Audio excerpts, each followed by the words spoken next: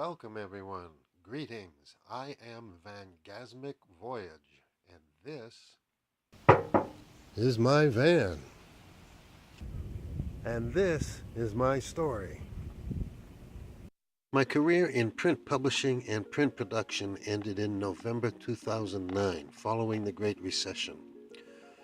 I was 58 years old, and I would never work in that field again. I'm here to tell you that age discrimination is very much alive and well in the marketplace.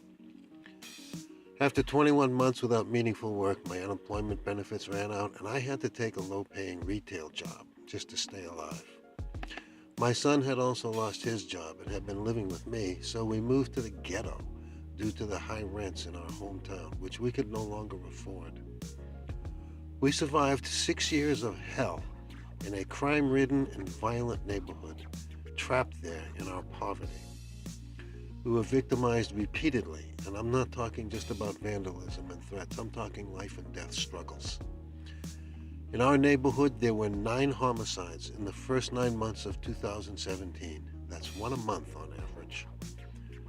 When we moved there, my son was employed as a PCA, a personal care attendant, who was caring for his mother, my ex-wife, who was in failing health and living with us while she recovered from extensive surgery.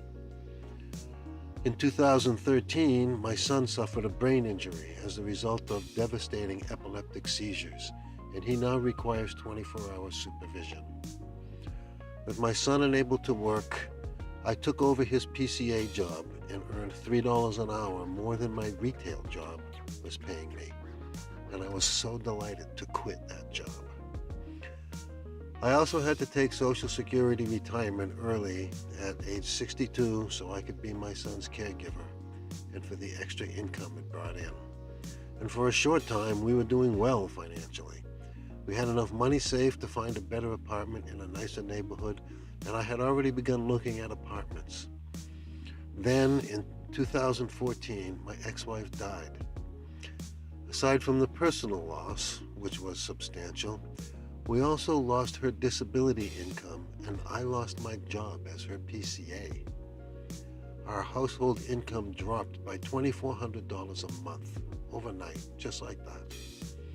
And it looked like we would never be able to escape the ghetto. With just my son's disability and my Social Security for income, we struggled to stay alive, always just one economic jolt away from homelessness. Our living arrangement was untenable. Sooner or later, something was going to break, and we would end up destitute. Finally, the inevitable occurred. Our rent was set to increase in just a few months, and we had been priced out of the rental market. There was nothing we could afford to rent anywhere in this entire region anymore. Fortunately, I began receiving a caregiver stipend last April. It wasn't a lot of money, but after 7 months I had saved enough money to buy the van. That stipend was our ticket out of the ghetto, and the van was our wheels to go. So that's my story, and I'm sticking to it. This channel is the chronicle of our journey of transformation from lifelong apartment dwellers to full-time van dwellers, with an emphasis on the ironies and the absurdities of life in America. So join us on our journey. Stick around. We'll have some fun.